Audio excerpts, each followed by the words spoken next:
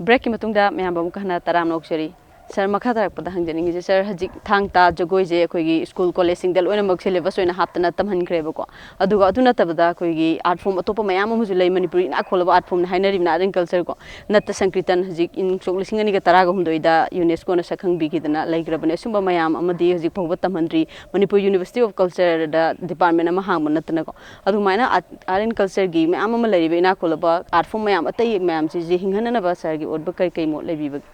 si akhoi nat sankritan rasa si akhoi do hoji competition am lai pre Vaishnava ki tradition namaga Vaishnava ki tradition namaga ada akhoi gi da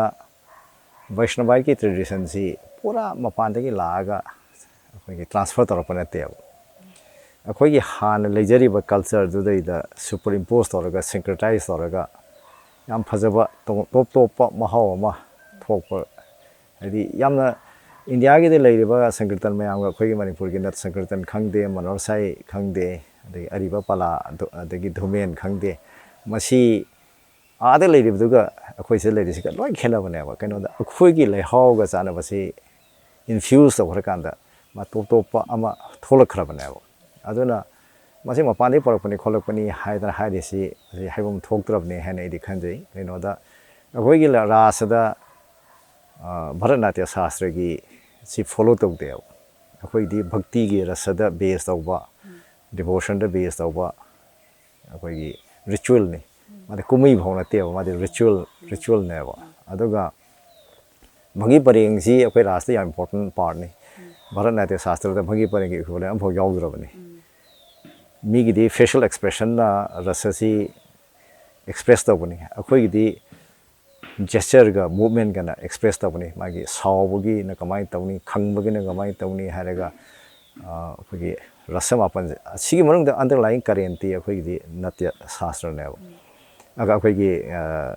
bhakti rasa sini smai tawdana khoi gi sankirtan si hore sankirtan je kiyama maharaj ge makte te hore adi mamang de ba hore haidra claim tawba mayam am sulai adum sum chanara aga jo khoi gi nat ki laiba khol iba sidi akhoi Bhagachandra Maharaj gi matam dagi akhoi gi dhrumenga kariga sidagi toraga Bhagachandra Maharaj gi lae na mayam na ayam ba lognari nupa pala na hobi akhoi gi Maharaj se hobu matam da na ada hojik larik tamba kan sidai sida hapadi darkar laiba haidi performer ama ai or khangning ba ma che hojik akhoi na mahayagya hare ko akhoi gi kari do bugi akhoi mahaya ge kawri no aida khoi gi raga tari na saraga tawbani khotpani ga haibasi akhoi angang da khanghal lagadi akhoi angang sing na understand taragadi khangga di ma taning mo pokane ba ne hojikti sankirtan nam sakma tam sidai sida sumamaya da saaga mayam sida panglang langang leibagi fiom mo de leiba aduga masi akhoi na underlying oiba magi philosophical aspect ka kadiga si akhoi gi tambida bane ai mai performance ngakta na taw magi manung de laiba depth se masi khoi khangan ba ma darkar le akhoi gi lai harau bu gi ai matam dani ko akhoi gi UNESCO gi recognition fangib se ada akhoi ju lai harau ba si akhoi tawsi hana torame taram kan sida magi da akhoi gi data khra changi ba magi akhoi lai akhoi kadi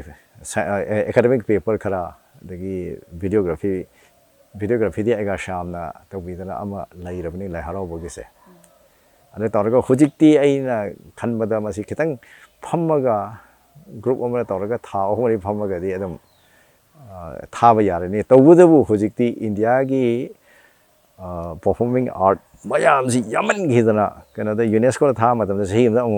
ani ni sum thaba se hojikti humbu humdra se line up tawraga lai grabane adana akoina changu kan se da akoina queue je jump toge haibase khara wagane na khalle aduga sankirtan gi tarapom matam du di akoi gi performer mayam sina su yam thawai yawi ba and sidai se involved tori ba halaman sing oja guru mayam sina yam thawai yauna yam dedicatedly tawbi khiba asmai tawna la harawo gi su tawraga ada akoina pai haijam ba yate ba akoi authentic information pi ga damni ada puya ama fake puya puthora aga maduna basis oiru kan de akhang hina da study tor kan se moi di comparative study ma se la kan se da eta khangane ba ꯃꯁꯤꯗꯤ ꯃꯣꯏ ꯄꯥꯏ ꯍꯥꯏꯖꯕꯅꯦꯅ ꯑꯗꯨ ꯍꯥꯏꯖꯤꯜꯂꯨꯔꯒꯗꯤ ꯑꯩꯈꯣꯏ ꯑꯗꯨꯝ out ꯑꯣꯏꯅꯦꯕ ꯑꯗꯨꯅ ꯌꯥꯝ authentic ꯑꯣꯏꯕ documentation ꯑꯃ ꯇꯧꯔꯒ ꯍꯧꯖꯤꯛ ꯍꯧꯖꯤꯛ ꯄꯔꯐꯣꯔꯝ ꯇꯧꯔꯤꯕ ꯑꯩꯈꯣꯏꯒꯤ ꯂꯥꯏ ꯍꯔꯥꯎꯕꯒꯤ ꯁ꯭ꯇꯦꯞ ꯃꯌꯥꯝꯁꯤ ꯇꯧꯔꯒ ꯃꯗꯨꯒꯤ ꯐꯤꯂꯣꯁꯣꯐꯤꯁꯦ ꯑꯩꯈꯣꯏꯅ ꯑꯦꯛꯁꯄ꯭ꯂꯦꯟ ꯇꯧꯔꯒ ꯊꯥꯔꯒꯗꯤ ꯁꯣꯏꯅ ꯐꯪꯒꯅꯤ ꯍꯥꯏꯕꯒꯤ ꯑꯩꯒꯤ ꯊꯥꯖꯕ ꯂꯩ ꯑꯗꯨꯒ ꯁꯤꯗ ꯑꯩꯈꯣꯏꯒꯤ ꯁꯪꯀ꯭ꯔꯤꯇꯟꯗ ꯅꯠꯇꯦ ꯈꯨꯂꯪ ꯏꯁꯩꯁꯤ ꯑꯉꯥꯡ ꯑꯣꯏꯔꯤꯉꯩꯗ ꯑꯩꯈꯣꯏꯅ ꯈꯤꯇꯪ ꯂꯝ ꯍꯥꯏꯗꯕ ꯆꯠꯄ ꯃꯇꯝꯁꯤꯗꯩꯁꯤꯗ ꯂꯧꯒꯤ ꯃꯇꯝꯁꯤꯗ ꯑꯗꯨꯝ ꯇꯥꯗꯅ ꯂꯥꯛꯈ꯭ꯔꯕꯅꯦꯕ ꯍꯥꯏꯗꯤ ꯏꯠ ꯋꯥꯁ ꯁꯆ ꯑꯦ ꯀꯃꯟ ꯑꯩꯈꯣꯏꯒꯤ ꯄꯥꯔꯠ ꯑꯣꯐ ꯑꯋꯥꯔ ꯀꯜꯆꯔꯅꯦꯕ ꯑꯗ ꯑꯩꯈꯣꯏ ꯀꯜꯆꯔꯗ ꯆꯠꯅ ꯂꯣꯟꯆꯠ ꯃꯌꯥꯝ ꯑꯃ ꯍꯧꯖꯤꯛ ꯑꯌꯥꯝꯕ ꯃꯥꯡꯉꯛꯈ꯭ꯔꯕꯅꯤ ꯕꯦꯕꯥꯔ ꯇꯧꯔꯤꯉꯩꯗ ꯑꯩ ꯂꯤꯡꯖꯔꯛꯀꯦ ꯀꯥꯏꯅ ꯍꯥꯏꯕ ꯍꯥꯏꯗꯤ ꯑꯩꯅ ꯏꯁꯥꯗ ꯕꯦꯕꯥꯔ ꯇꯧꯕꯒꯤ ꯁꯤ ꯍꯧꯖꯤꯛ ꯂꯥꯛꯈ꯭ꯔꯕꯅꯦꯕ ꯍꯥꯏꯗꯤ ꯐꯤꯂꯝꯗꯒꯁꯨ ꯌꯥꯝ ꯌꯥꯎꯔꯕꯅꯦ ꯑꯩ ꯑꯃꯨꯛꯇ ꯂꯤꯡꯖꯔꯛꯀꯦꯒ ꯍꯥꯏꯕꯁꯦ ꯑꯗ ꯃꯁꯤ ꯅꯥꯀꯣꯡꯗ ꯇꯥꯕꯗ ꯈꯔ ꯋꯥꯏꯑꯦꯕ ꯑꯗꯒꯤ ꯍꯧꯖꯤꯛꯀꯥꯟꯒꯤ ꯂꯦꯡꯒ꯭ꯋꯦꯖꯇ ꯒꯦꯅ ꯃꯃꯩꯗ ꯅꯞꯁꯜꯂꯛꯄꯁꯦ ꯃꯁꯤ ꯆꯍꯤ 10ꯃꯨꯛꯇ ꯉꯥꯏꯔꯤ ꯑꯗꯒꯤ ꯅꯩꯔꯦꯍꯦ ꯍꯥꯏꯁꯤꯃ ꯍꯧꯖꯤꯛ ꯋꯥꯟ ꯑꯣꯐ ꯗ ꯃꯣꯁ ꯀꯃꯟ ꯑꯣꯏꯕ ꯑꯩꯈꯣꯏꯒꯤ ꯚꯣꯀꯦꯕꯨꯂꯔꯤ ꯅ꯭ꯌꯨ ꯚꯣꯀꯦꯕꯨꯂꯔꯤ ꯑꯦꯗ ꯇꯧꯕ ꯀꯔꯤꯝ ꯀꯥꯏꯗꯦ ꯕꯠ ꯑꯩꯈꯣꯏꯒꯤ ꯕꯦꯁꯤꯛ ꯁ꯭ꯇ꯭ꯔꯛꯆꯔꯁꯤꯃꯗꯤ ꯀꯥꯏꯕꯁꯤ ꯐꯠꯇꯦ ꯑꯩꯈꯣꯏꯒꯤ ꯑꯍꯜ ꯂꯃꯟꯅ ꯂꯩꯅꯔꯝꯃꯤꯕ ꯏꯖꯗ ꯕꯦꯕꯥꯔ ꯇꯧꯕ ꯑꯩꯈꯣꯏꯒꯤ ꯃꯅꯤꯄꯨꯔꯒꯤ ꯌꯥꯝꯅ ꯐꯖꯕ ꯀꯜꯆꯔꯁꯤꯗꯤ ꯏꯖꯗ ꯕꯦꯕꯥꯔ ꯇꯧꯕꯅꯤ ꯑꯗꯨꯅ ꯅꯤꯡꯊꯧꯅ ꯐꯥꯎꯕꯗ ꯃꯥꯒꯤ ꯃꯟꯇ꯭ꯔꯤꯗ ꯏꯄꯨ ꯍꯥꯏꯅ ꯑꯦꯗ꯭ꯔꯦꯁ ꯇꯧꯔꯤꯕ ꯈꯣꯠꯂꯤꯕꯁꯤ ꯏꯖꯗꯨꯕꯨ ꯔꯦꯁꯄꯦꯛ ꯇꯧꯕꯅꯦꯕ ꯃꯁꯤꯒꯤ ꯁꯤꯒꯨꯝꯕ ꯐꯖꯕ ꯀꯜꯆꯔꯁꯤꯡꯗꯤ ꯑꯩꯈꯣꯏ ꯃꯥꯡꯍꯟꯅꯤꯡꯗꯦ ꯀꯩꯅꯣꯗ ꯃꯁꯤꯅ ꯑꯩ ꯃꯩꯇꯩ ꯑꯃꯅꯤ ꯑꯩ ꯃꯅꯤꯄꯨꯔꯤ ꯑꯃꯅꯤ ꯍꯥꯏꯁꯦ ꯀꯔꯤꯅ ꯗꯤꯐꯥꯏꯟ ꯇꯧꯒꯦꯗꯤ ꯑꯩꯒꯤ ꯅꯤꯃꯥꯏ ꯍꯥꯏꯕ ꯃꯤꯡꯁꯤ ꯅꯠꯇꯦꯕ ꯑꯩꯒꯤ ꯀꯜꯆꯔꯗꯨꯅ ꯑꯩꯁꯤ ꯗꯤꯐꯥꯏꯟ ꯇꯧꯒꯗꯕꯅꯦꯕ ꯑꯗꯨꯅ ꯑꯩꯈꯣꯏꯅ ꯃꯅꯤꯄꯨꯔꯗ ꯆꯥꯎꯊꯣꯛꯅ ꯄ꯭ꯔꯤꯊꯤꯕꯤꯁꯤꯗꯩꯁꯤꯗ ꯑꯩ ꯃꯩꯇꯩ ꯑꯃꯅꯤ ꯑꯩ ꯃꯅꯤꯄꯨꯔꯤ ꯑꯃꯅꯤ ꯍꯥꯏꯗꯅ ꯍꯤꯡꯒꯦ ꯍꯥꯏꯇꯥꯔꯒꯗꯤ ꯑꯩꯁꯦ ꯑꯩ ꯀꯜꯆꯔꯁꯦ ꯑꯟꯗꯔꯁꯇꯦꯟ ꯇꯧꯕ ꯗꯔꯀꯥꯔ ꯂꯩꯌꯦꯕ ꯁꯔꯅ ꯑꯩꯈꯣꯏꯒꯤ ꯃꯅꯤꯄꯨꯔꯤ ꯁꯤꯅꯤ ꯄꯣꯂꯤꯁꯤ ꯗ꯭ꯔꯥꯐꯇꯤꯡ ꯀꯃꯤꯇꯤꯒꯤ ꯆꯤꯌꯔꯃꯦꯟ ꯑꯣꯏꯔꯝꯕꯁꯤꯒꯤ ꯃꯇꯥꯡꯗ ꯇꯦꯟꯇꯛꯄ ꯋꯥꯔꯣꯜ ꯈꯔ ꯊꯝꯕꯤꯌꯨ ꯃꯁꯤ ꯑꯩ ꯃꯇꯝꯗꯨꯗ ꯑꯩ ꯊꯕꯛ ꯄꯣꯊꯥꯔꯦ 2016ꯗꯅꯦ ꯑꯗ ꯑꯩ ꯃꯇꯝꯗꯨꯗ ꯑꯩ ꯁꯔꯀꯥꯔꯒꯤ ꯑꯩꯅ ꯊꯕꯛ ꯇꯣꯛꯑꯀꯥꯟꯗ ꯃꯇꯝꯗꯒꯤ ꯑꯣꯅꯔꯦꯕꯜ ꯆꯤꯐ ꯃꯤꯅꯤꯁꯇꯔ ꯁ꯭ꯔꯤ ꯏꯕꯣꯕꯤꯅ ꯑꯩꯉꯣꯟꯗ ꯀꯟꯁꯜꯇꯦꯟ ꯑꯣꯏꯌꯣꯅ ꯇꯧꯕꯗ ꯅꯣꯡꯃ ꯐꯤꯜꯝ ꯐꯣꯔꯝꯒꯤ ꯗꯤꯂꯤꯒꯦꯁꯟ ꯑꯃꯈꯛꯅ CM ꯎꯅꯕꯅꯦ ꯎꯅꯕꯁꯤꯗ ꯃꯣꯏꯅ ꯁꯤꯅꯦ ꯄꯣꯂꯤꯁꯤꯁꯤꯒꯤ ꯃꯇꯥꯡ ꯄꯟ ꯀꯥꯟꯁꯤꯗ ꯑꯩꯉꯣꯟꯗ ꯀꯧꯔꯛꯄꯅꯦ ꯀꯧꯔꯛꯑꯒ ꯌꯥꯔꯀꯦ ꯀꯩꯗꯧ ꯌꯥꯒꯦꯅ ꯑꯩꯅ ꯍꯥꯏ ꯄꯣꯂꯤꯁꯤ ꯑꯃ ꯍꯥꯟꯅꯒꯤ ꯂꯩ ꯃꯗꯨ ꯑꯩꯒꯤ ꯃꯇꯝꯗꯁꯨ ꯁꯦꯝꯗꯣꯛꯅꯕ ꯍꯣꯠꯅꯕꯗ ꯁꯛꯁꯦꯁꯐꯨꯜ ꯑꯣꯏꯈꯤꯗ꯭ꯔꯦ ꯑꯗꯣ ꯀꯔꯤꯅꯣꯗ ꯁꯤꯗꯤ ꯇꯦꯛꯅꯣꯂꯣꯖꯤ ꯗ꯭ꯔꯤꯚꯟ ꯑꯩꯈꯣꯏꯒꯤ ꯐꯣꯝ ꯑꯃꯅꯦꯕ ꯃꯤꯗꯤꯌꯝ ꯑꯃꯅꯤ ꯑꯗꯨꯅ ꯇꯦꯛꯅꯣꯂꯣꯖꯤꯁꯤ ꯑꯁꯨꯛꯀꯤ ꯃꯇꯤꯛ ꯍꯣꯡꯉꯛꯈ꯭ರೆ ꯀꯩꯅꯣꯗ ꯃꯇꯝꯁꯤꯗ ꯑꯩꯈꯣꯏꯒꯤ ꯂꯥꯏꯚ ꯁ꯭ꯇ꯭ꯔꯤꯃꯤꯡ ꯂꯥꯛꯈ꯭ꯔꯕꯅꯤ ꯑꯗꯒꯤ ꯑꯣꯄꯟ ꯑꯦꯛꯁꯦꯁꯀꯤ ꯂꯥꯛꯈ꯭ꯔꯦ ꯃꯌꯥꯝꯁꯤ ꯇꯦꯛꯅꯣꯂꯣꯖꯤꯀꯦꯜ ꯑꯦꯗꯚꯥꯟꯁꯃꯦꯟꯁꯤ ꯌꯥꯝ ꯇꯧꯗꯅ ꯑꯩꯈꯣꯏ 2002-03ꯗ ꯗꯦꯕꯂꯞ ꯇꯧꯕꯤꯔꯝꯕ ꯃꯁꯤꯒ ꯆꯥꯟꯅꯔꯛꯇ꯭ꯔꯦ ꯑꯗꯨꯅ ꯈꯔ ꯑꯞꯗꯦꯠ ꯇꯧꯕꯅ ꯆꯨꯝꯃꯤ ꯍꯥꯏꯗꯅ ꯇꯧꯕꯗꯒꯤ ꯑꯩꯈꯣꯏ ꯃꯇꯝꯗꯨꯒꯤ ꯆꯤꯐ ꯃꯤꯅꯤꯁꯇꯔꯅ ꯈꯨꯗꯛꯇ ꯗꯤꯁꯤꯖꯟ ꯂꯧꯕꯅꯤ ꯑꯗꯨꯗꯤ ꯅꯣꯏ ꯍꯞꯇꯥꯃꯨꯛ ꯂꯣꯏꯁꯤꯜꯂꯨ ꯑꯩ ꯀꯥ ꯋꯥꯏꯒꯦ ꯆꯥꯅꯕ ꯊꯛꯅꯕ ꯂꯣꯏ ꯇꯧꯒꯦ ꯅꯣꯏ ꯅꯨꯃꯤꯠ 2 ꯆꯪꯒꯦꯔꯥ 3 ꯆꯪꯒꯦꯔꯥ 4 ꯆꯪꯒꯦꯔꯥ ꯋꯥꯔꯛꯁꯣꯞ ꯑꯃ ꯇꯧ ꯍꯥꯏꯗꯅ ꯑꯩꯉꯣꯟꯗ ꯗ꯭ꯔꯥꯐꯇꯤꯡ ꯀꯃꯤꯇꯤꯁꯤꯒꯤ ꯆꯤꯌꯔꯃꯦꯟꯁꯦ ꯍꯥꯞꯆꯤꯟꯕꯤꯔꯒ ꯑꯩꯈꯣꯏ ꯍꯣꯇꯦꯜ ꯏꯝꯐꯥꯜꯗ ꯑꯩꯈꯣꯏ ꯃꯌꯥꯝ ꯐꯤꯜꯝ ꯐꯣꯔꯝꯗꯒꯤ ꯑꯗꯒꯤ ꯐꯤꯜꯝ ꯐꯣꯔꯝꯒꯤ ꯀꯟꯁꯇꯤꯇ꯭ꯌꯨꯌꯦꯟ ꯄꯥꯔꯠ ꯃꯌꯥꯝ ꯑꯦꯛꯖꯤꯕꯤꯇꯔꯗꯒꯤ ꯑꯗꯒꯤ ꯄ꯭ꯔꯣꯗ꯭ꯌꯨꯁꯔꯗꯒꯤ ꯗꯥꯏꯔꯦꯛꯇꯔꯗꯒꯤ ꯑꯥꯔꯇꯤꯁꯇꯒꯤ ꯃꯌꯥꯝꯁꯤ ꯌꯥꯎꯔꯒ ꯄꯨꯟꯅ ꯑꯩꯈꯣꯏ ꯐꯥꯔꯁ ꯗꯦꯗ ꯑꯩꯈꯣꯏ ꯗꯦꯕꯂꯞ ꯑꯃ ꯇꯧꯔꯦ ꯑꯗꯨꯒ ꯁꯦꯀꯦꯟ ꯗꯦꯁꯤꯗꯅ ꯃꯗꯨꯗ ꯈꯟꯅꯕꯗ ꯌꯥꯎꯗꯕ ꯑꯇꯣꯞꯄ ꯃꯌꯥꯝꯁꯤ ꯑꯃꯨꯛ ꯑꯩꯈꯣꯏꯅ ꯑꯃꯨꯛ ꯕꯥꯔꯇꯣꯟ ꯇꯧꯖꯔꯒ ꯃꯣꯏꯒꯤ ꯃꯣꯠ ꯃꯌꯥꯝꯁꯤ ꯂꯧꯔꯒ ꯑꯩꯈꯣꯏꯅ ꯁꯦꯝꯕꯅꯤ ꯑꯗꯣ ꯁꯦꯝꯕꯁꯤꯗ ꯑꯩꯈꯣই ꯑꯗꯨꯝ ꯈꯔ ꯑꯗꯨꯝ ꯑꯦꯗꯚꯥꯟꯁ ꯑꯣꯏꯅ ꯁꯦꯝꯖꯔꯦ ꯀꯩꯅꯣꯗ ꯃꯁꯤꯒꯤꯁꯤ ꯑꯦꯕ꯭ꯔꯤ 5 yearsꯗ ꯄꯣꯂꯤꯁꯤꯁꯤ ꯔꯤꯚꯥꯏꯁ ꯇꯧꯅꯤꯅ ꯍꯥꯏꯕꯅꯤ ꯑꯗꯨꯕꯨ ꯁꯤꯗꯩꯁꯤꯗ ꯍꯣꯡꯉꯛꯏꯕ ꯇꯦꯛꯅꯣꯂꯣꯖꯤꯁꯤ ꯑꯉꯛꯄ ꯃꯑꯣꯡꯗ ꯍꯣꯡꯉꯛꯈ꯭ꯔꯦꯕ ꯑꯗꯨꯅ ꯃꯗꯨꯅ ꯑꯩꯈꯣꯏꯅ ꯎꯖꯕꯁꯤ ꯍꯌꯦꯡ ꯇꯤꯚꯤꯒꯤ ꯑꯩꯈꯣꯏ ꯐꯤꯜꯝ ꯃꯦꯀꯔꯅ ꯄꯩꯁꯥ ꯇꯥꯟꯗꯣꯏꯁꯤ ꯀꯌꯥꯅꯣ ꯍꯥꯏꯕꯗ ꯐꯤꯆꯔ ꯐꯤꯜꯝꯅ ꯄꯩꯁꯥ ꯇꯥꯟꯕꯗ ꯉꯝꯃꯛꯑꯣꯏꯑꯕ ꯑꯗꯨꯅ ꯇꯤꯚꯤꯒꯤ ꯀꯣꯟꯇꯦꯟ ꯗꯦꯕꯂꯞꯃꯦꯟꯒꯤ ꯀꯔꯤꯒꯤ ꯑꯦꯁꯄꯦꯛꯁꯤꯁꯨ ꯑꯩꯈꯣꯏꯅ ꯃꯗꯨꯗ ꯃꯥꯒꯤ ꯑꯦꯀꯥꯗꯃꯤꯛꯀꯤ ꯑꯦꯁꯄꯦꯛꯁꯤꯗ ꯏꯟꯀꯣꯔꯄꯣꯔꯦꯠ ꯇꯧꯖꯕꯅꯦꯕ ꯀꯩꯅꯣꯗ ꯍꯧꯖꯤꯛ ꯏꯟꯗꯤ ꯇꯤꯚꯤ ꯒꯨꯗ ꯇꯥꯏꯝꯒꯤ ꯈꯪꯗꯦ ꯑꯃꯒꯤ ꯈꯪꯗꯦ ꯃꯁꯤ ꯇꯧꯕ ꯃꯇꯝꯗ ꯑꯗꯒꯤ ꯅꯪ ꯗꯤꯁꯀꯚꯔꯤ ꯆꯦꯅꯦꯜꯒꯤ ꯑꯩꯈꯣꯏꯒꯤ ꯑꯦꯄꯤꯁꯣꯠ ꯑꯃ ꯑꯩꯈꯣꯏꯅ ꯅꯝꯕ ꯉꯝꯕ ꯀꯥꯟꯗ ꯐꯪꯒꯗꯧꯔꯤꯕ ꯄꯩꯁా ꯍꯥꯏꯗꯤ ꯑꯩꯈꯣꯏ ꯌꯥꯝꯅ ꯑꯩꯈꯣꯏꯒꯤ ꯁꯤꯗ ꯑꯩꯈꯣꯏ ꯑꯉꯥꯡꯁꯤꯗ ꯇꯧꯔꯤꯕ ꯑꯅꯧꯕ ꯀ꯭ꯔꯣꯞꯁꯤꯗꯤ ꯑꯦꯛꯁꯇ꯭रीमली ꯇꯦꯂꯦꯟꯇꯦꯠ ꯑꯣꯏꯕ ꯃꯣꯏꯒꯤꯗ ꯂꯩꯇꯕꯁꯦ ꯄꯩꯁꯥ ꯂꯩꯇꯕ ꯈꯨꯠꯂꯥꯏ ꯑꯐꯕ ꯂꯩꯇꯕ ꯁꯤꯒꯤ ꯂꯤꯃꯤꯇꯦꯁꯟꯁꯦ ꯑꯗꯨꯅ ꯃꯗꯨꯅ ꯑꯩꯈꯣꯏꯅ policy sida yaujari sidi state government na khulai ga kar si lai raga at a very nominal cost akoi gi filmmaker developer sing sida san ba adagi apo film ji puthok na ba na akoi gi pitching to holaga mapan dagi mi expert se kawraga film gi script se pitching to holaga anda mada akoi gi production cost se puthok pa profit ta heng share to ba aduna apo film ji achat pa film waraga di thadari paisa yam lai hanjal le ba nang award khara phangchula kani adagi hoji live streaming gi da tawriba Amazon Prime ni khangde Netflix ta tawraga popular waraga di akoina si Baraka na 1992 gi film documentary si hoji babu da Netflix ta popular oya ba even though many people doesn't like it adu Baraka si yeng matam da prithvi gi lairiba mayam si conflict gi kari dagi haidi society at large si akoina akoi pung amaga makhai pung ama mini kotha tre yeng kan se da prithvi thoi si mayam si khangba ngam me ba smai taw dana afaba film si gi tongna ba na koina masigi idea tawni unfortunately haijaba tare akoi gi bureaucratic bungling dagi matam chana gazette notification thodre aduna yam thine delay tawre adagi laibak thiba amana akoina yam kana matam de emphasize jo si film institute ama hangba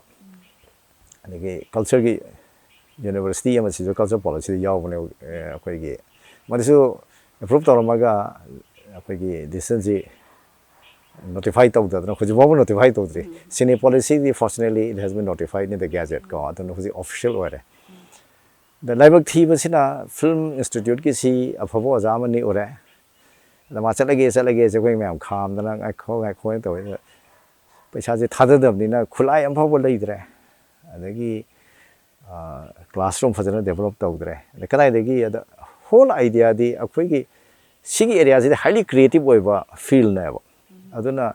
aina course ama heta hangdu matam da satra matik chawa je phangoi do ne ba aduna amukna director gi amu tawba amukna editing gi amuk tawba sai tar ga satra manga tara amuk lowraga madugi area do dai da inba adumai tawna adagi University of Culture jo khoi culture policy gi makha da tawraga University of Culture jo semine ada the whole idea of the Manipur University of Culture kaidawai ki Manipur Culture University haidrino Manipur University of Culture harino haibagi meaning amasu leijari aba masi ahallaman mayam tongdana masigi concept note si akoina sem kanda akoina madad thengnaja basi akoi gi culture si Southeast Asia gi culture de isolate torga tawba akoi study tawba yarwa ya aduna comparative study Thailand gi Laos gi kari gi Myanmar gi kari si da koi son the west da so Bengal gi kari gi dagi Bharatnatyam Shastra gi kari gi leiri mayam si dagi Drupad gi mayam si ga comparative study tor panina akhoi gi Manipuri culture ngakta na te akhoi culture as a whole study ta godam ne aduga akhoi gi si phai phate unique oi mayam ga mane de what are the similarities what are the differences the comparative study ngakta na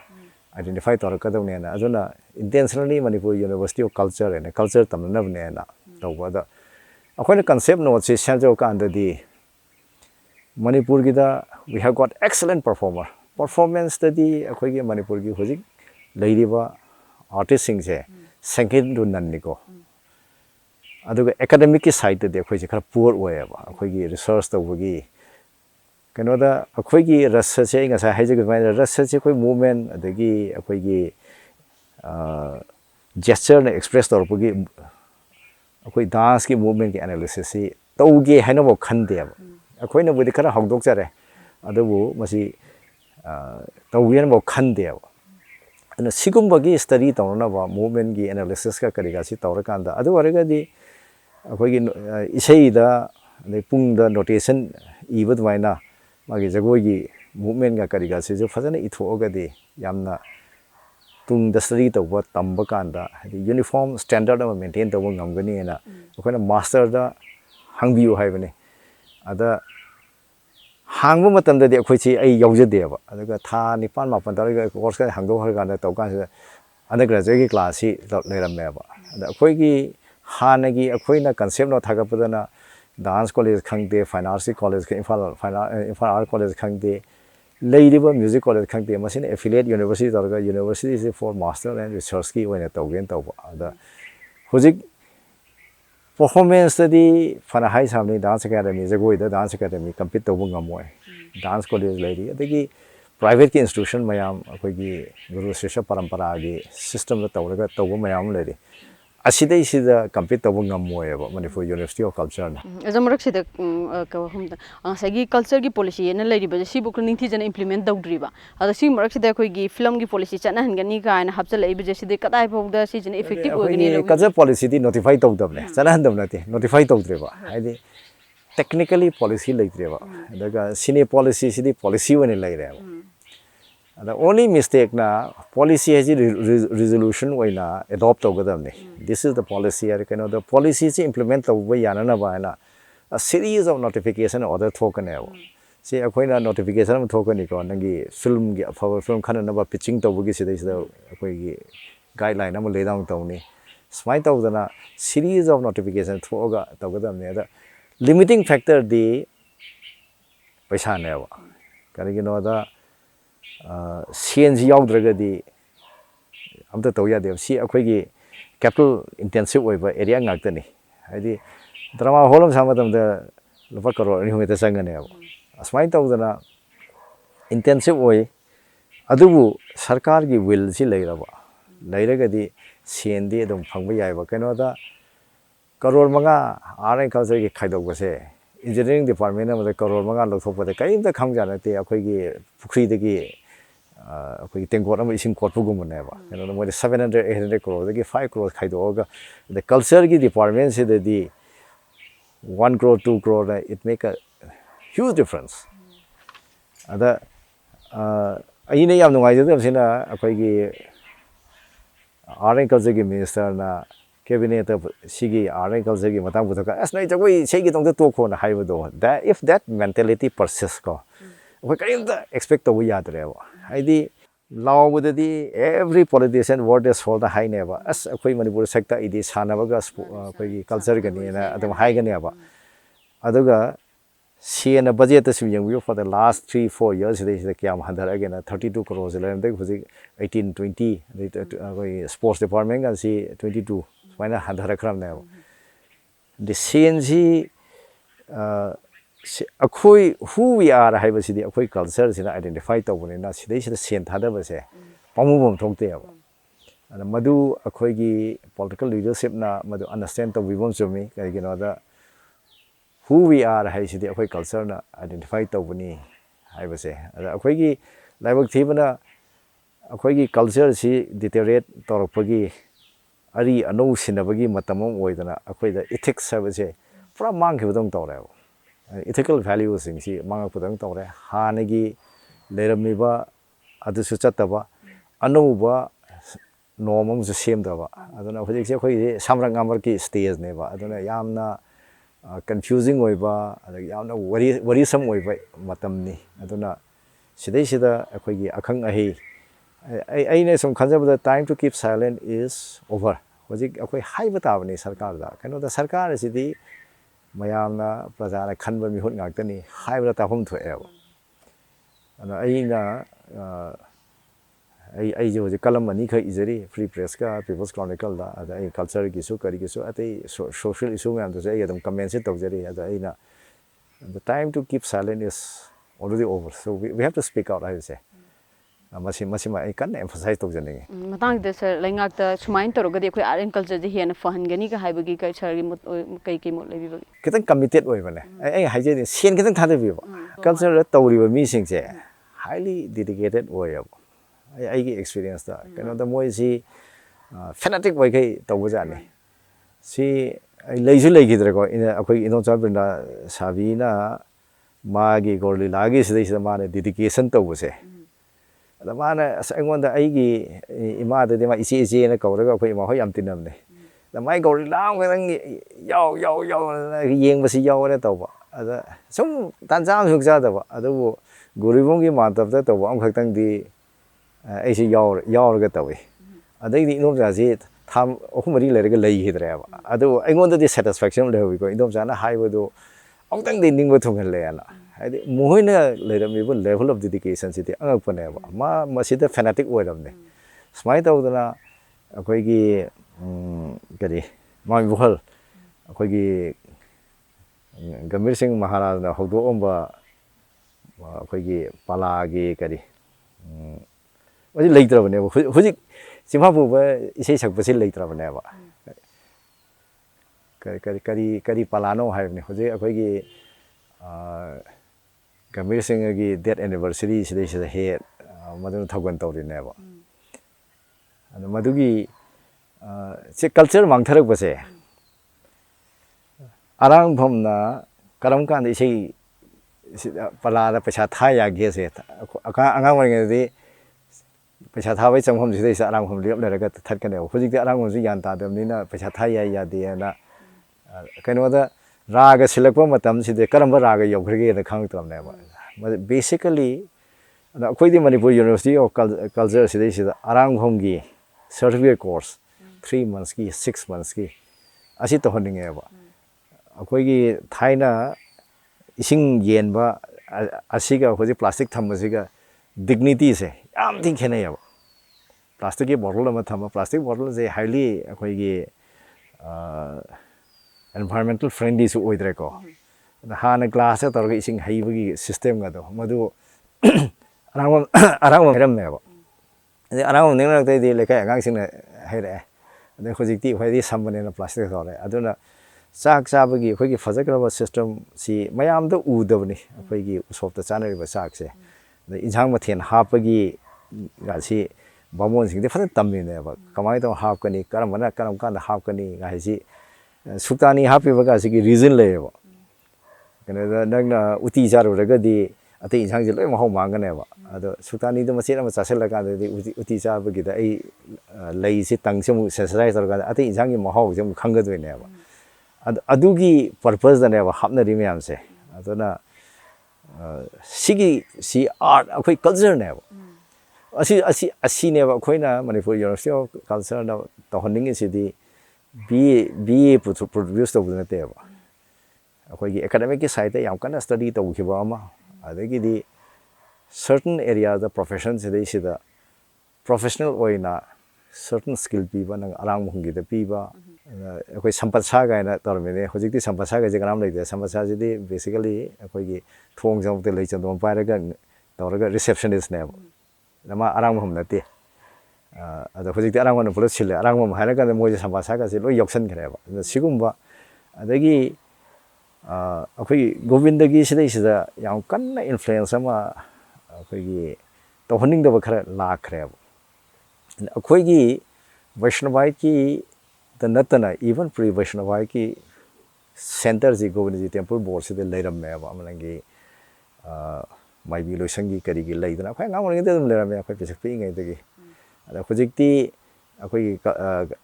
pre ꯋꯩꯁꯅꯚꯥꯏꯠꯀ ꯋꯩꯁꯅꯚꯥꯏꯠꯀꯤ culture ꯑꯅꯤꯁꯤ ꯄꯨꯔꯥ ꯁꯦꯒ꯭ꯔꯤꯒꯦꯠ ꯇꯧꯔꯒ ꯇꯧꯅꯅꯕꯒꯤꯁꯤꯒꯤ ꯃꯨꯞꯁꯤ ꯑꯃ ꯂꯥꯛꯈ꯭ꯔꯦ ꯑꯐꯕ ꯂꯩ ꯐꯠꯇꯕ ꯂꯩ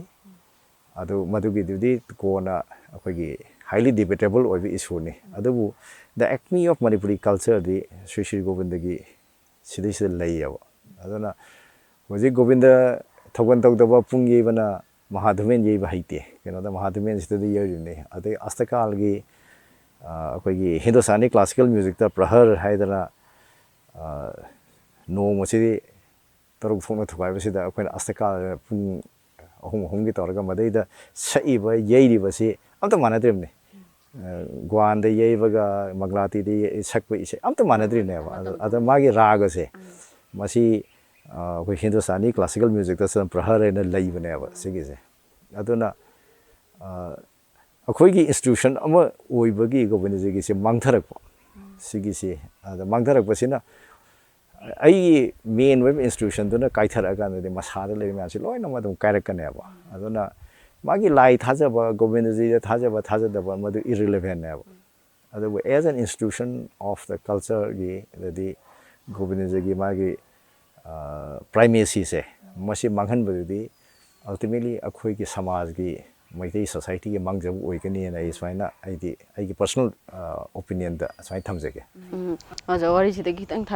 ꯊꯩꯖꯔꯒ ꯑꯣꯖꯥꯅ ꯍꯥꯟꯅ ꯑꯩꯈꯣꯏꯒꯤ ꯑꯥꯔꯠ ꯑꯦꯟ ꯀꯜꯆꯔꯒꯤ ꯀꯃꯤꯁꯅꯔ ꯑꯣꯏꯔꯤꯉꯩꯗꯀꯣ ꯍꯧꯖꯤꯛ ꯑꯩꯈꯣꯏꯅ ꯊꯕꯛ ꯑꯃ ꯆꯪꯕ ꯃꯇꯝꯗ ꯑꯥꯔꯠ ꯑꯦꯟ ꯀꯜꯆꯔꯁꯤꯗ ꯑꯩꯈꯣꯏꯒꯤ ꯄꯩꯁꯥ ꯅꯨꯡꯁꯥ ꯌꯥꯝ ꯄꯤꯅꯕ ꯑꯗꯒꯤ ꯀꯔꯞꯁꯟꯒꯤ ꯃꯑꯣꯡ ꯑꯃ ꯑꯗꯨꯝ ꯑꯩꯈꯣꯏꯅ ꯇꯥꯖꯩ ꯎꯖꯩꯑꯕ ꯑꯗꯣ ꯁꯥꯔ ꯍꯣꯏꯅ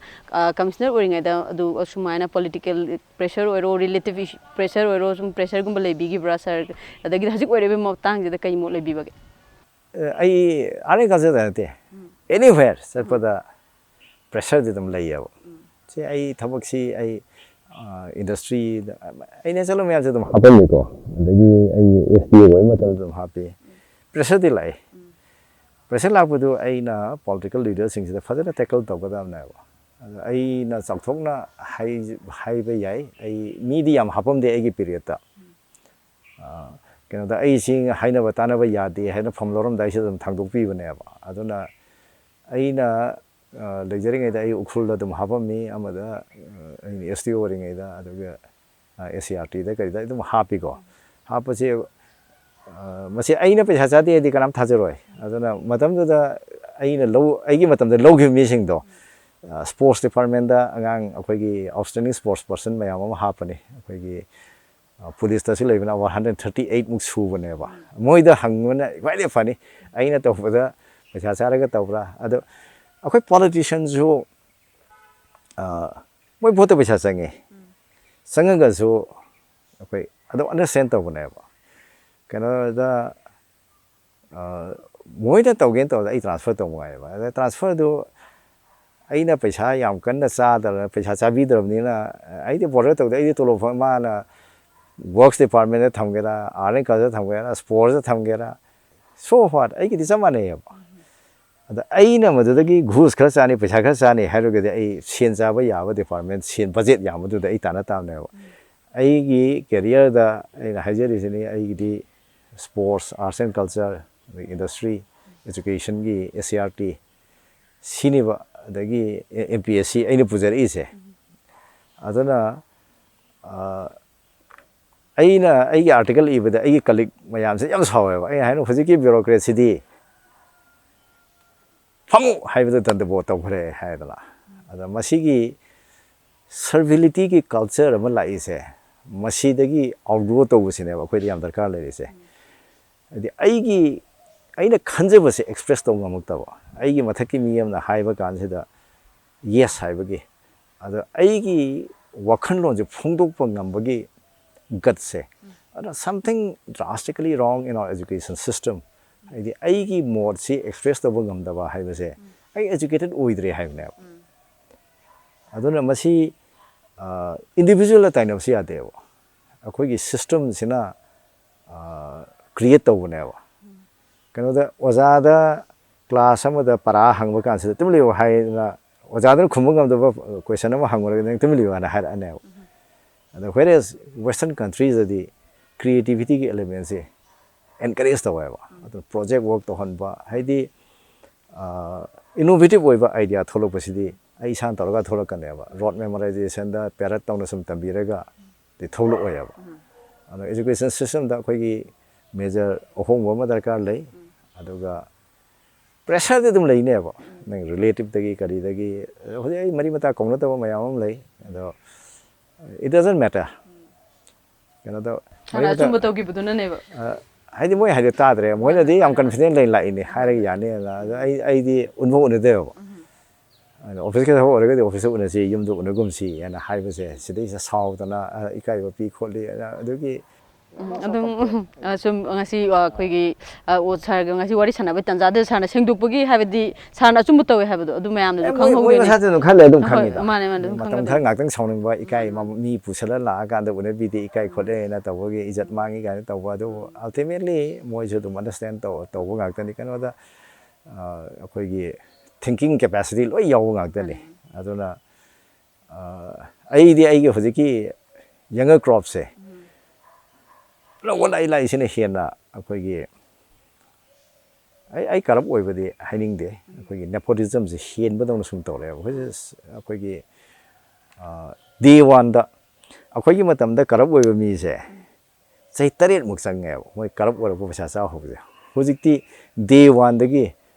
ꯑꯩꯈꯣꯏ ꯃꯇꯝꯗ ꯑꯩꯈꯣꯏꯅ ꯊꯕꯛ ꯆꯪꯀꯥꯟꯗ ꯑꯩꯈꯣꯏ ꯑꯦꯀ ꯒꯥꯔꯤꯅ ꯂꯝꯐꯦꯟꯃꯨꯛ ꯀꯥꯏꯌꯦꯕ ꯍꯧꯖꯤꯛꯇꯤ ꯑꯦꯄꯣꯏꯟꯃꯦꯟ ꯑꯣꯔꯗꯔ ꯊꯣꯛꯑꯒ ꯕꯦꯡ ꯂꯣꯟ ꯂꯧꯔꯒ ꯀꯥꯔ ꯑꯃ 4 ꯋꯤꯂꯔ ꯑꯃ ꯂꯩꯈ꯭ꯔꯅꯦꯕ ꯕꯦꯡ ꯂꯣꯟ ꯂꯧꯔꯒ ada bank loan ne kai ne tau ta ga ma phaisa cha de kai de gi ma mi maintain tau do no adona keeping up with the zoonosis ne the peer pressure mayam sina su yam kanna tremendous pressure se ama pi aba ada ai gi lejari ba khadra pen thok pa se masine aba akhoi gi aduna ai di fuji dharam amda chate adu ai ne kari gumba ahan warg na chata ra ga ai di buddhism chakane na ai di khalle ba keno da buddhism da di pen thok pa je masine aba tammi se nang kamai to pen thok ka de ge sak ni ro ga sieng mut am phang ga pen thok ba ngam ba ado sigi satisfaction ma yam le ko clean wena la khe ba gi satisfaction na ma le keno da public ki trust sama ai na thabak tok se ra ba haw da confidence le bi da na ai da hang ba khot pa ma yam lai gi kari un kan sarkar ge su moi thawa dum sene bi re ado I am ready to help assess ai paisa ngak te gi paisa sitting allowance PPD have na te aho thaba ma tau se di I am still ready I am still capable of contributing something aduga akhoi na hire akhoi bu kawraga ai maming di panjaning dre mantri amana kawraga akhoi meeting masa ma tawre mi manga tawraga mane hobdu le ngang ba ai ma pungkhai ngang office de ai hogolaga ai dum thola khre ba ai na ai di nang ngang ba ta na ba gi ai barton de accept tong na te ba akhoi gi idea akhoi gi thought se ta ka nang decision long na nang gi bhasan ta na te na ai di dum thola khre ba ada ma hogota ta na re do sai namaste en to ai nang akhoi gi bhasan ta ba lak na te na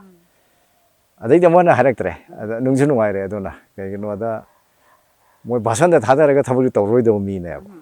akhoi gi publicity yam pam ba adagi akhoi di pure and simple bureaucrat ni akhoi di publicity crazy ojade aduga silent worker ne ba aduna samaj da political leader di publicity darkar le ba bureaucrat di political akhoi gi publicity darkar leite ba moi ne tawri ba phal do adu phangadong ne ba ada hojik ti akhoi gi bureaucracy da su khabar da press da kai pa thok pa gi amal la ba masi is not a good sign of administration masi di akhoi gi nipin da bat ta hodra ga di conflict soi la kan akhoi gi politician ga bureaucracy ga sir na akhoi gi hana sarkar gi thabak ama tawbi ngai da commissioner ama ori ngai da tawbiramba thabak mayam tawge kana khalamba adugo retire na de hanjalakpa adugumba ga di leibibra sir ai di madugi ko kaim ta khanjatre ai di kaim khanjatre de ai di ai na tawge de tawbude ai dum ai asa ai masim de tawhudre ga da madu khallo ga ai matha sana wakhan nungai ro ba ai di adum ba leidi leibibra sir mioi bani akhoi gi kari leitani tawning ba tawba ngam da yam de dum leita amni adu madu khanjil ro ga kaim kana de ba kaim kana de di ai na ngam da ba thabak se ai mingon da tawhan ba je ai madu di pam de ba hoi ahong magi matam gi ahong magi correction tawba khot ba duna amane aina tawba song ngam do ai ngam dre nang khar taw hai ba di ai madu di pam de ba aina akhoi gi yam kan emphasize tawning ba si di akhoi gi dignity of labor se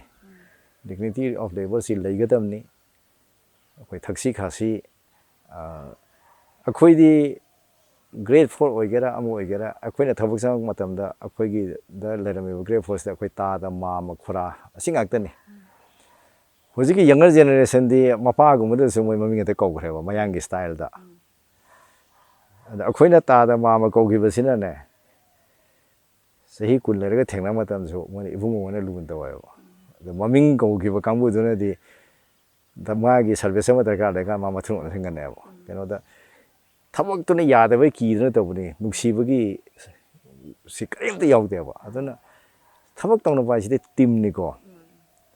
hadi ithandra to ngam da ba gi commissioner am lei gani joint secretary additional secretary deputy secretary se mi na tong ngam da ba gi thabak ma do gi post create to ri ne ba ma si aina team leader ne ba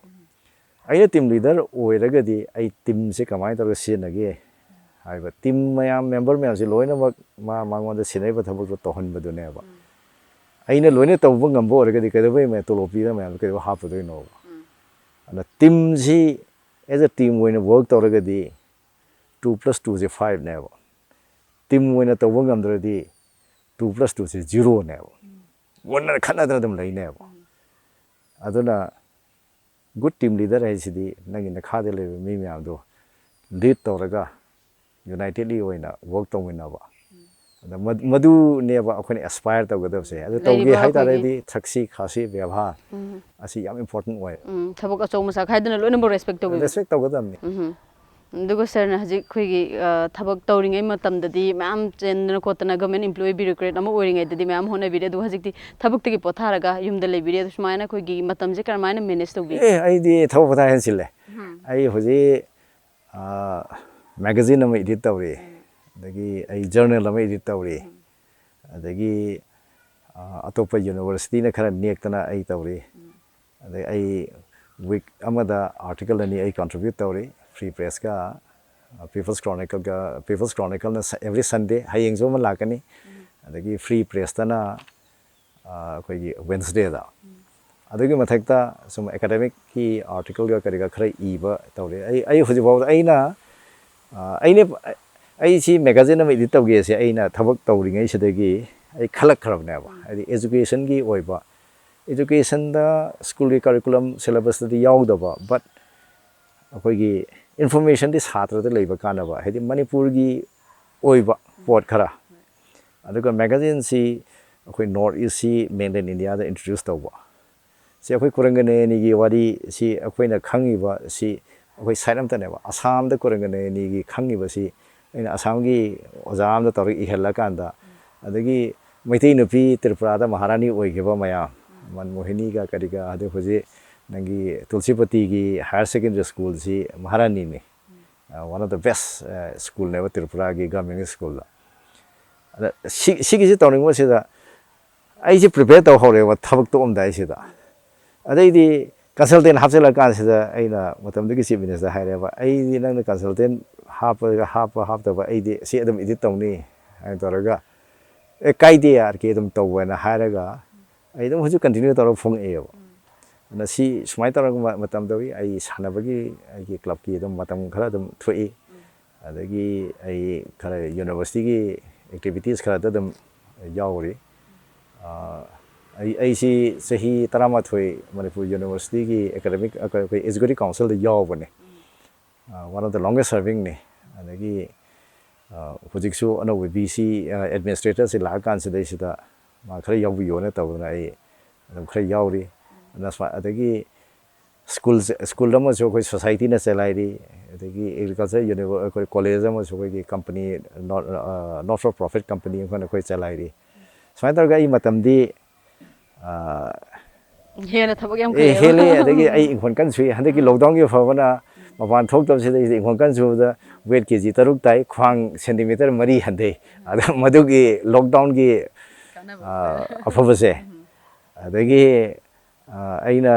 Indrajit आइना मोरांगदी अमखकी येलौमी की सेरेंगा मा इसै दो translate तबियो मा लांगे तकतना फमिना तौगेबा अदगी नरेंद्र की कोविड-19 की इसै जो अमुक तबियो लाए अदगी नरेंद्र की अमुक तौवन तौरे अदो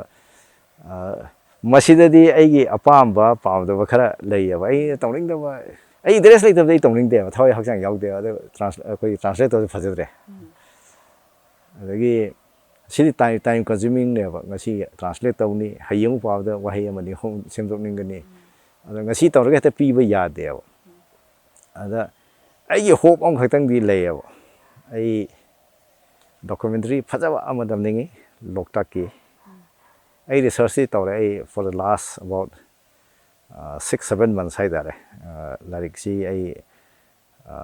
लोकटाक की मतांगदा अदा आई मागी लिम्नोलॉजी के करिगा दे लाइक लौरगा पारबने अदा फोक स्टोरी द कल्चर द मोइरांगी लोकटाक का समनबगी फोक स्टोरी अवेलेबल ओय मैतेगी दा युमोंग होइना तुरेन तेंगोबदा लोकटाक के चलगा खुलाई लौरब खोलबगी वारी अदुम लोय ले खुमन की साइसे खुमन की कंगलै रोल दसो लोकटाक मपाना ताबने खुमयां फानजे खुमन की दी बैक वाटर ने सिगी मोगी रिलेशन सिगी क्या से फंगदबा अदा आइना कनो दा आइगी बिलीफ ता लोकटाक से 100 years द लोकटाक ले रोय अदुना अफबो डॉक्यूमेंट्री हम थरगा सही चा मतुंग सिदे एस लोकटाक को part um Laramie हाइबदो अखोगी future generation na khangala ba masi aigondadi baraka na influence tawni ko baraka gi documentary sina influence tawni baraka gi sida haidi short mayam sina tawraga akoi narration am sabane adu gi ama tawni ngai adu ai filmmaker akoi lansana di tawsena hai script si iba ngamgadra ngamoidra haibagi concern duni adigi aina yam nungai khidaba amana kanglagi lairen sawnama ministry na paisa pirektana semabani ado utpangamde kaigino da script was defective ahama kana ning thora marfu ga mari palami hai se thara ko mane ning thora humudra taru khatani yaure ba humudra taru sidai sida gambir singh na anira oiba chandrakirti na anira oiba bhagya chandra maharaj anira oiba asi adagi moram bana anira oiba si thajilla kana 76 na ba aduna kari utkadoino haidi manipur gi culture manipur gi tradition si utki harega di what are the essential ingredients hoigi laihara wa yaw de yaroi lesing lon yaw de yaroi sogong gang de yaw de yaroi rasa yaw de yaroi adagi luyumba silen yaw de yaroi hoigi sahi tare khondak gi lan yaw de yaroi adagi 1891 gi lan yaw de yaroi haidi akhogi ipok koiba si ada madu hujubo chahi ahu muk sure ko asigi si loire ana leiri se udu una gramne ada aina ahama yanga ai 27 points aina objection to wa sigi se haidi historically fact gi di hungdok pa yaro ya historical facts na ba ada madu gi duma hujubo hawada aidi presentation was very good akoigi nangi red fort uliba the victoria memorial do uliba port blair ge do uliba golconda fort uliba light and sound sonel lumiere sitigi hela baneva in terms of technology ge kariga de but the storyline was so poor script was very poor masimatani aina khoji bhawada aina nuai da base kanoda madu phagala semo magadi ne kangla ge wari se madu yeng da khanggadam ne kangla khangga de khoi manipur culture se percentage of those khangane the initiative was very good but the product was very poor madumani aina nungai jadaba se ado hujiki sarkar na su utpangamde utkani haire utpangamde kano da masi public to loka da ne hue and cry thokane da akhoi gi mi sing hi akhoi culture da sensitive oi jabane ja makha tarakona jagi manipur khoigi hijik manipur gi na khulaba art and culture je tong koina hingongna ba habadi artist mayam oiro dagidi manipur langak do praja do sana kari kari ta honing bale bage artist pu na da wiba adagi artist na ju khara understand tau dai kala si ai tamuraga di ai profession oige master oige na ai phone batai adagi hojik manipur da kala da nate ini hiram da khara faraga yo thakpa Yutha matam lemba Yutha ga matam lemba se khwaidi matam mang bane ba ana yu sima khara thadok pa darkar roi ai Sankriteng waja da yu thakjala ka da kana na trust la ka doino adugu magi khara lei adagi sarkar na ju khara benevolent oine yeng bane sen nung khara kai thadana ni thabak tawjaning ba mi sing sida research ta ni khangde adagi project tawhandana tawrakanda haidi akoina study tawrikhai akoina magi manungi idea je khang ka doine ba ado sen thada daga di chara helaga research tawdi ya ponte aduna masigi sima sarkar na sen gi sima koigi khara pibina ba tawba ma darkar dei adaga combination ni akoi academic aspects ko academic aspects gi group ama performance group ama ada any activities kala ne khangde sarabani khangde toraga mana hingbada nuai ne hingaga di anuba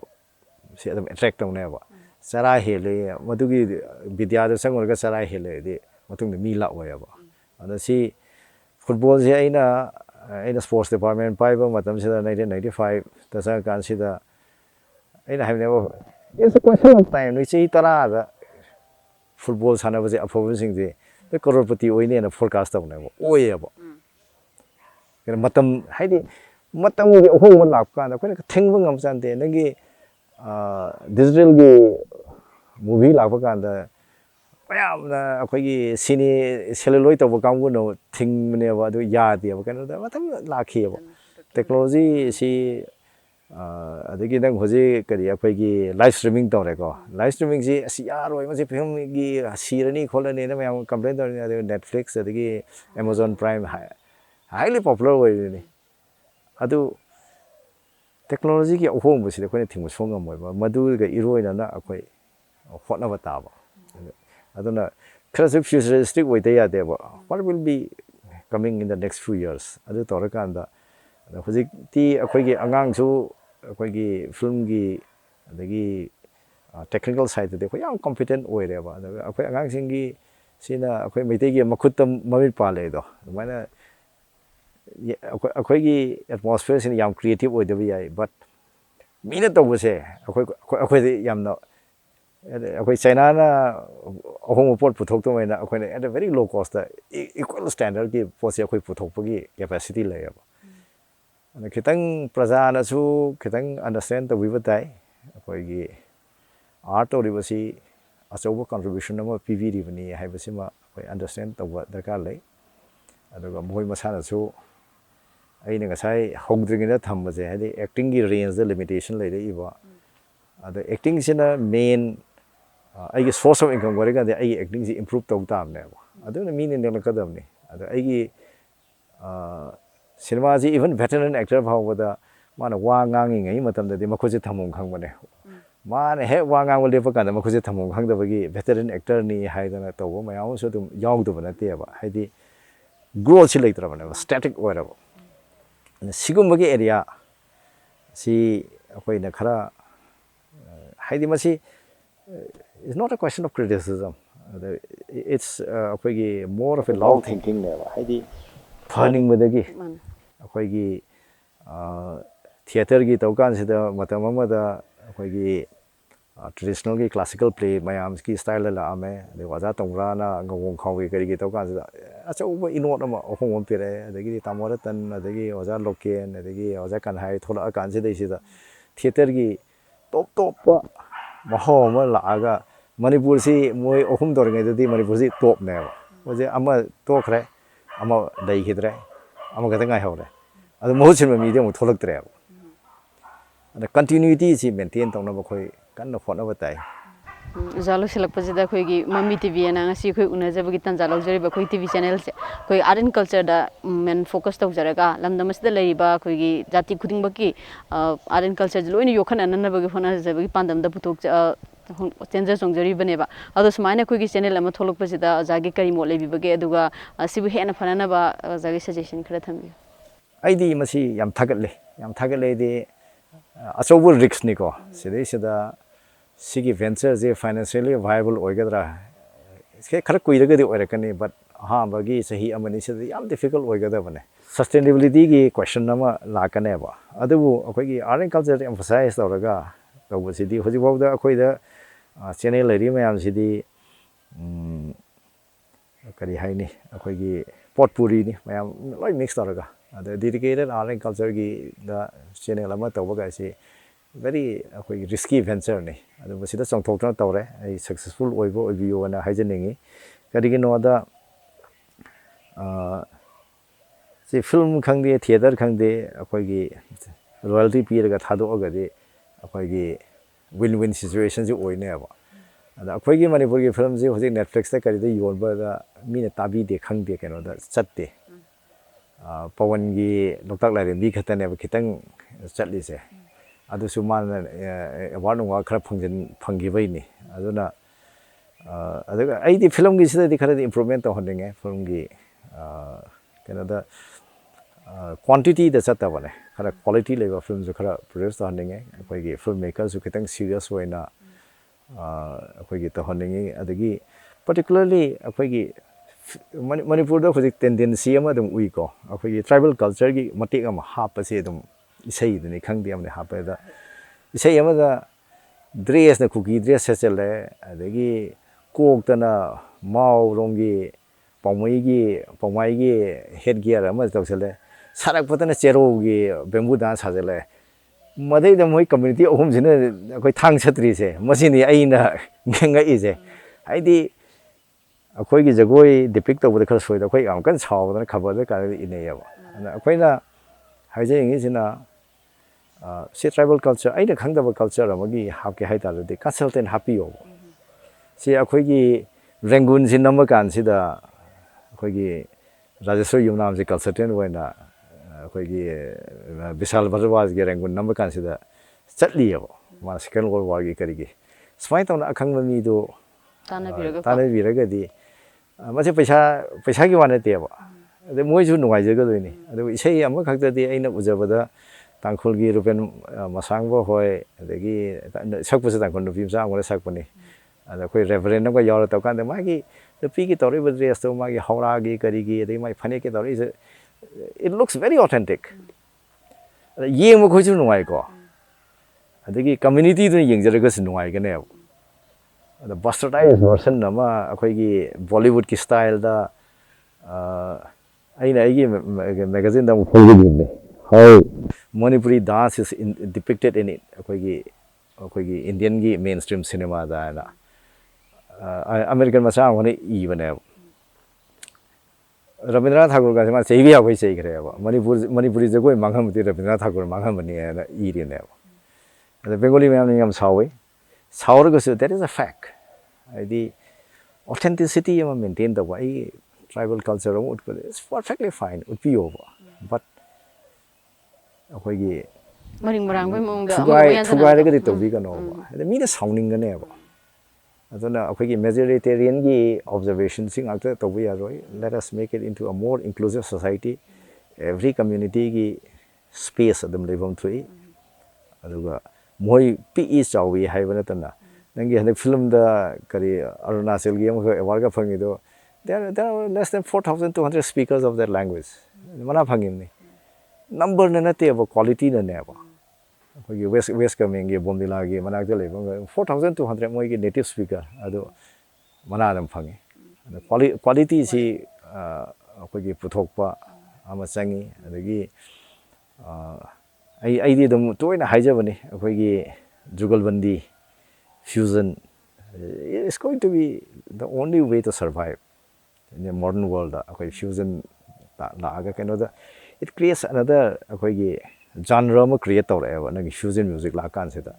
ꯁꯤ ꯅꯪꯒꯤ ꯑꯩꯈꯣꯏꯒꯤ ꯀꯔꯤ ꯄꯦꯅꯥꯒꯤ ꯇꯧꯔꯤꯕꯒ ꯃꯌꯥꯝ ꯍꯧꯖꯤꯛ ꯑꯩꯈꯣꯏ ꯅꯨꯄꯤ ꯃꯆꯥ ꯃꯌꯥꯝ ꯊꯣꯛꯂꯛꯏꯁꯤ ꯐ꯭ꯌꯨꯖꯟ ꯆꯪꯉꯕꯅꯦꯕ ꯑꯗꯨ ꯐꯦꯔꯂꯤ ꯁꯛꯁꯦꯁꯐꯨꯜ ꯑꯣꯏ ꯔꯨꯕꯦꯟꯅ ꯁꯛꯏꯕ ꯏꯁꯩꯁꯤꯡꯁꯤ ꯃꯥ ꯐꯣꯛ ꯁꯣꯡ ꯍꯥꯏꯖꯕ ꯋꯥꯗꯅꯤ ꯃꯥ ꯒꯤꯇꯥꯔ ꯁ꯭ꯇ꯭ꯔꯝ ꯇꯧꯔꯒ ꯁꯛꯏꯅꯦꯕ ꯑꯗꯩ ꯂꯤꯔꯤꯛꯁꯇꯤ ꯑꯔꯤꯕ ꯂꯤꯔꯤꯛꯁꯅꯤ ꯑꯩꯈꯣꯏꯒꯤ ꯈꯣꯟꯊꯣꯛ ꯑꯔꯤꯕꯒꯤ ꯈꯣꯟꯊꯣꯛꯅꯤ ꯑꯗꯨꯒ ꯃ꯭ꯌꯨꯖꯤꯛꯀꯤ ꯏꯟꯁꯇ꯭ꯔꯨꯃꯦꯟꯇꯤ ꯒꯤꯇꯥꯔ ꯇꯧꯔꯀꯥꯟꯗ ꯑꯗꯨꯅ ꯑꯩꯈꯣꯏꯒꯤ ꯌꯥꯝ ꯄꯣꯄꯨꯂꯔ ꯑꯣꯏꯔꯛꯑꯦꯕ ꯑꯗꯣ ꯁꯤꯒꯤ ꯑꯦꯗꯥꯞꯇꯦꯕꯤꯂꯤꯇꯤꯁꯦ ꯑꯗꯨꯒꯤ ꯀ꯭ꯔꯤꯌꯦꯇꯤꯕꯤꯇꯤꯁꯦ ꯑꯩꯈꯣꯏ ꯌꯥꯎꯔꯒꯗꯤ ꯑꯩꯈꯣꯏ ꯁꯁꯇꯦꯟ ꯇꯧꯅꯦꯕ ꯑꯩꯈꯣꯏꯒꯤ ꯑꯥꯔꯠ ꯐꯣꯔꯝ ꯃꯌꯥꯝꯁꯦ ꯃꯗꯨ ꯅꯠꯇꯅ ꯑꯩꯈꯣꯏꯒꯤ ꯑꯦꯗꯥꯞ ꯇꯧꯕ ꯉꯝꯗ꯭ꯔꯒꯗꯤ ꯑꯩꯈꯣꯏꯒꯤ ꯑꯗꯨꯝ ꯑꯥꯔꯀꯥꯏꯛ ꯑꯣꯏꯅ ꯑꯗꯨꯝ ꯁꯤꯈꯤꯕ ꯇꯥꯕ ꯁꯥꯔꯕꯨ ꯊꯥꯒꯠꯆꯔꯤ ꯁꯥꯔꯅ ꯑꯩꯈꯣꯏꯒꯤ ꯃꯃꯤ ꯇꯤꯚꯤꯕꯨꯁꯨ ꯍꯦꯟꯅ ꯐꯕ ꯀ꯭ꯋꯥꯂꯤꯇꯤ ꯂꯩꯕ ꯄ꯭ꯔꯗꯛ ꯃꯌꯥꯝ ꯄꯨꯊꯣꯛꯅꯕ ꯍꯦꯟꯅ ꯃꯥꯏ ꯄꯥꯛꯅꯕ ꯁꯖꯦꯁꯟ ꯃꯌꯥꯝ ꯄꯤꯕꯤꯕꯒꯤꯗꯃꯛ ꯑꯗꯨꯒ ꯁꯥꯔꯒꯤ ꯄꯨꯟꯁꯤꯗꯁꯨ ꯇꯨꯡ ꯀꯣꯏꯅ ꯍꯦꯟꯅ ꯁꯥꯔꯅ ꯑꯅꯤꯡꯕ ꯄꯨꯝꯅꯃꯛ ꯍꯦꯟꯅ ꯃꯥꯏ ꯄꯥꯛꯅ ꯄꯨꯊꯣꯛꯄꯤꯕꯁꯨ ꯑꯣꯏꯌꯨ ꯃꯇꯨꯡꯗꯁꯨ ꯑꯩꯈꯣꯏ ꯋꯥꯔꯤ ꯁꯥꯟꯅꯅꯕꯒꯤ ꯈꯨꯗꯣꯡꯆꯥꯕ ꯑꯗꯨ ꯑꯃꯨꯛ ꯂꯧꯖꯒꯦ ꯉꯁꯤꯒꯤꯗꯃꯛꯇꯗꯤ ꯁꯛꯅꯥꯏꯔꯕꯁꯤꯡꯒꯤ ꯋꯥꯔꯤ ꯃꯤꯠꯌꯦꯡ ꯇꯥꯕꯤꯔꯤꯕ ꯄꯨꯝꯅꯃꯛꯄꯨ ꯑꯃꯨꯛꯀ ꯍꯟꯅ ꯑꯔꯨꯟ ꯂꯥꯅ ꯈꯨꯔꯨꯝꯖꯔꯤ